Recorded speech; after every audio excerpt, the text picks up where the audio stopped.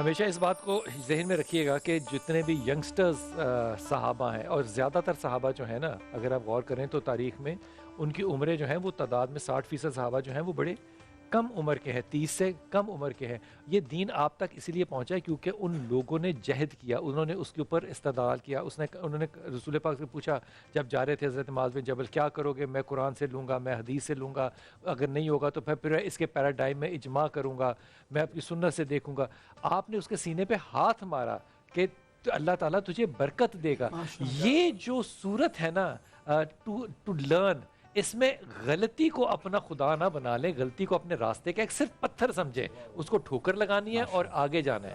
لیکن جب ہم اس پتھر کو ہی وہاں پہ پوجنا شروع کر دیتے ہیں نا، پھر ہمارے دلوں میں قدورتیں پیدا ہوتی ہیں۔ حضور اقدس، آپ کے خیال میں جو ہمارا نظریہ ہے، یعنی کہ میں جملہ یہ کہنا نہیں چاہتا، مجھے اجازت دیں، ہمارے ہاں وہ محبت نہیں ہے علماء کی یا مولوی کی جو حق ہے، جی اس کا گیپ کیسے کم کریں؟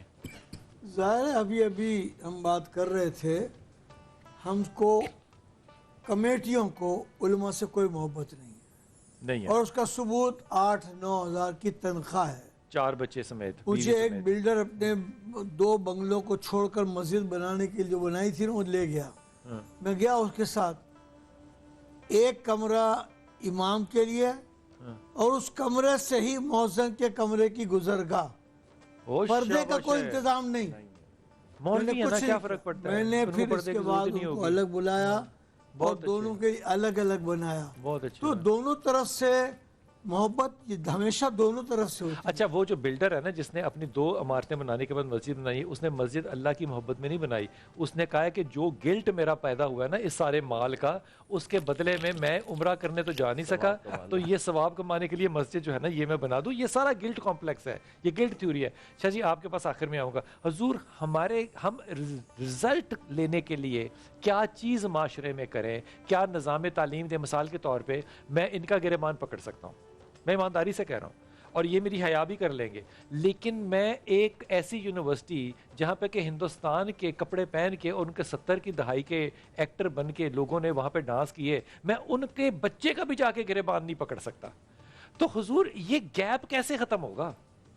اس میں بات وہیں سے آ جائے گی کہ مسجد تو بنائی، اچھا مسجد جو بنا رہا ہے وہ مسجد میں بہت پیسہ لگاتا ہے، بہت خوبصورت مسجد تو ہم بناتے ہیں، لیکن جب ہم امام کی طرف دیکھتے ہیں جس نے اس مسجد کو اصل میں روح دینی ہے، اس کو رونق دینی ہے، اس کو نور بنانا ہے، یہاں پہ آنے والوں کے قلبوں کو طاہر کرنا ہے، پاک و پاکیزہ سوچ کو ڈیولپ کرنا ہے، ہم جب تک اس کو جس علاقے کی مسجد ہے، ایک چھوٹا سا اس کا جواب جو آپ کا تھا نا، کہ جس علاقے کی مسجد ہے کم سے کم اس مسجد کے پیش امام کا اسٹیٹس اور اسٹینڈرڈ اس علاقے کے مطابق ہونا چاہیے۔ اگر ہم یہ کر دیں، یہ کام صرف ڈی ایچ اے لاہور نے کیا، جس نے بھی کیا انہوں نے کہا کہ ہم نے مفتی پی ایچ ڈی لینا ہے، لیکن سارے اور اس کو گریڈ 18 دینا ہے، پھر وہ 22 پہ جا کے ریٹائر ہوگا۔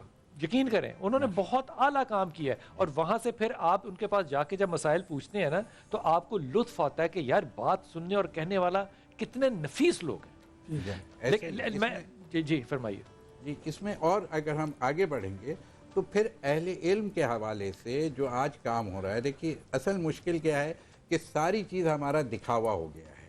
ہم نے ابھی تک، اور دین کی اساس کیا ہے، وہ بنیاد ہے نیات پر۔ جب ہماری نیت ہی یہ نہیں ہے کہ دین آگے بڑھے، ہماری نیت یہ ہے کہ ہم خود ہی کو تو کر رہے ہیں بلند، یہ خود ہی کو کیے جا رہے ہیں سب بلند، خود ہی کو کر بلند اتنا، خدا بندے سے خود پوچھے ہر تقدیر سے پہلے۔ سلمان فارسی کہاں سے آئے تھے؟ فارس سے آئے تھے نا، اور کتنے امیر باپ کے بیٹے تھے، لیکن کیا زندگی گزاری ایک سادہ صحابی کی۔ جب واپس ان کو گورنری ملی نا تو انہوں نے اپنے لیے کیا کہا کہ میرے لیے مسجد کافی ہے، میں یہاں پہ رہ لیتا ہوں۔ انہوں نے کہا نہیں، گھر چاہیے آپ کو نا، کیونکہ لوگ ملنے آئیں گے فلانا، انہوں نے اتنا گھر بنانا کہ میری ٹانگیں سیدھی ہوں تو دیوار لگے، کھڑا ہو جاؤں تو سر کو لگے۔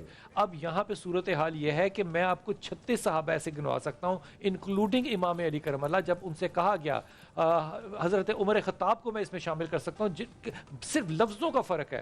ان سے جب کہا گیا کہ آپ اتنے امیر ہونے کے بعد بھی 3/4 دنیا آپ کے پاس ہے بھائی، تو ذرا تھوڑا سا محل ہی اچھا کر لو، یہ اپنا جو ڈنڈا رکھا ہوا ہے اسی کو ذرا اچھا کر لو، اینٹ نکال کے تکیہ رکھ لو. جملے پتہ کیا تھے انہوں نے؟ کیا تم یہ نہیں چاہتے کہ میں جب نبی کو ملوں میری داڑھی میں سفید بال نہیں دیکھتے تم نہیں چاہتے کہ جب میں نبی کو ملوں تو اسی حالت میں ملوں جس حالت میں وہ مجھے چھوڑ کے گیا تھا. اور بھائیوں آپ اس بات کو کیوں ڈینائی کر رہے ہیں؟ آپ ویسے ہونا ہی نہیں چاہتے کہ آپ کی زندگیاں پریورٹی نبی یا نبی اللہ ہو. آپ اپنے کمالات اور جوہرات کے اندر زندگی گزارنا چاہتے ہیں اور اس کے بعد چاہتے ہیں جنازہ پڑھانے والا میرا جو وہ مدینہ شریف میں آئے اور جنت البقیع میں دفن ہوں، لیکن زندگی میری نیو یارک کے پب میں گزری ہو. یہ ممکن نہیں ہے. یہ اختلاف نہیں ہے علماء کا اور ہمارا، یہ ہمارا علم کی کمی اور ہماری پرسیپشنز کا وہ ڈفرنس ہے جس پہ اس کا قدرت کم اور ویسٹ کی قدرت زیادہ ہے. کیونکہ میرے ہاتھ میں جو ڈیوائس دیا ہے وہ مفتی اعظم پاکستان نے نہیں دیا، وہ اس کمپنی نے دیا جو اس کائنات کی اس دنیا کی اکانومی کو کنٹرول کرتی ہے. حضور جب تک میں ٹیکنیکلی اور ایکڈیمکلی سپیریئر نہیں ہوں گا نا میں ان کا وہ احترام نہیں کر سکتا. اس میں ضروری ہے کہ دیکھیں ایمانداری سے کہہ رہا ہوں، یہ آنکھ کو جو خیرہ کر رہی ہے نا فرنگ کی جو ہے وہ کیا ہے کہ ہماری ابھی آنکھوں میں خاک نجف و مدینہ نہیں. خیرہ نہ کر سکا مجھے جلوہ دانش فرنگ، سرما ہے میری آنکھ کا خاک مدینہ و نجف. اور بلال بھائی ہم آخری ہمارا یہ ہے لمحات ہیں پروگرام کے، میں اپنے سننے والوں سے اتنا کہنا چاہوں گا کہ علماء بھی انسان ہیں، ان میں سوچ میں، فکر میں، طرز عمل میں فرق ہو سکتا ہے، کوتاہی اور کمزوری ہو سکتی ہے، لیکن اچھی طبیعتیں اور اچھی شخصیتیں وہ ہوتی ہیں جو بھلائی کی طرف نظر رکھتی ہیں، برائیوں کو، کمزوریوں کو اگنور کرتی ہیں.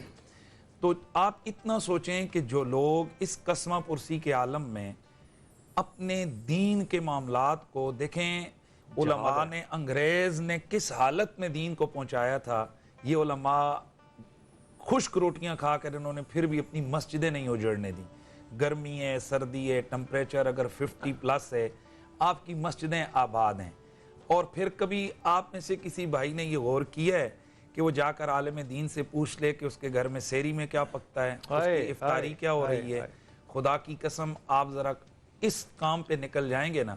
آج اپیلیں ادھر بھی ہو رہی ہیں، ادھر بھی ہو رہی ہیں، غریبوں کے لیے، مسکینوں کے لیے، فلاں کے لیے، فلاں کے لیے.